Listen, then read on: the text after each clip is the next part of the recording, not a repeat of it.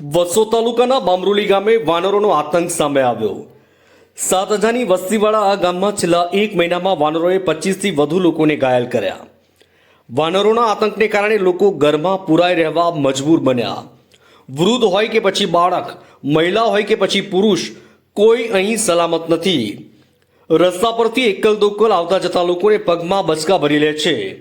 થોડા સમય પહેલા વન વિભાગ દ્વારા આ ગામમાંથી 2 વાનરોને પકડવામાં આવ્યા હતા, પરંતુ આ વાનરોને પકડ્યા બાદ વગડામાં જઈને છોડી મૂકવામાં આવે, જેથી તે વાનરો થોડા સમય બાદ ફરીથી આતંક મચાવ્યો। વાનરો ઘરમાં ઘૂસી જાય છે ને જે કોઈ પણ ખાવાની વસ્તુ હોય તે લઈને જતા રહે છે।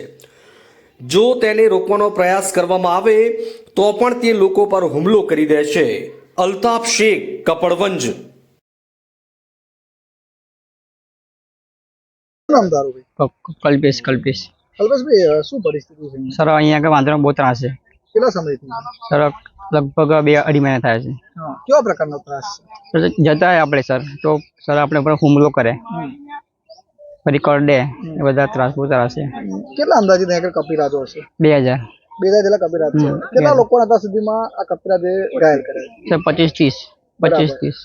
શું માંગણી છે તમારી આ વખત? તો સરકાર એટલી માગણી છે કે જે વાંદરા છે તેને જે વન વિભાગ દ્વારા જે મોકલવામાં આવે છે તો જે આપણા બચકું પડતા હોય કે ગમે તે કરતા હોય તો પકડી જવા માંગશે એટલી।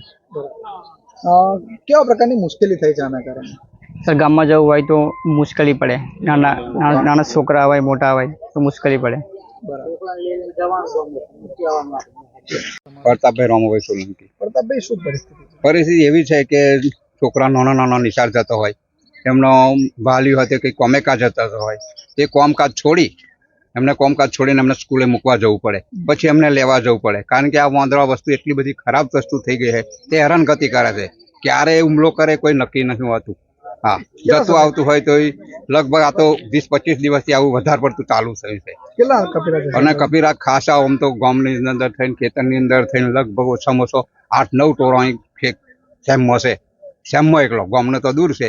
બધા વાંદરો ભેગો થાય એટલે એમની ગુલતીમાં આવી જાય, મસ્તીમ, એટલે જો આવ્યું તો કોકની પર હુમલો કરતું હોય છે। કેટલા લોકોને કહ્યા છે? લગભગ ઓછામાં ઓછા 20-25 લોકોને કહી ગયા છે। એક તો હાલ અમારા ભાઈ મનુભાઈ પૂનમભાઈ કહ્યું, એમને ઓલા થોડાક જ દિવસ ઉપર કહ્યું હતું, એમને 8-10 ટોકા આવ્યા છે। એમને બરિયા બાપજીએ કોમે જઈને આવતા હતા, કોઈ હતું નહીં એ સમયે। વાંદરાના તાસથી બધા કેવું બહુ આવતા જતા હોતા નહીં, બીકના કારણે તેવા એકલા હતા। એમને ઘણી કોશિશ કરી, એમને કપડું ફાટી ગયું, પછી એમને મારામારી વાદળા સાથે કરી, ત્યારે જ્યારે વાદળું એમને ત્રાસી ગયેલો એ એમનો છુટકારો કર્યો, પછી એમને દવાખાનામાં લઈ ગયા। લઈને ડૉક્ટરે કહ્યું તમારે વસો ફલાણા દવાખાનામાં જવું પડશે, આરોગ્ય કેન્દ્રમાં, અને તેમને અંજેસર 3-4 મૂકવામાં આવ્યો છે।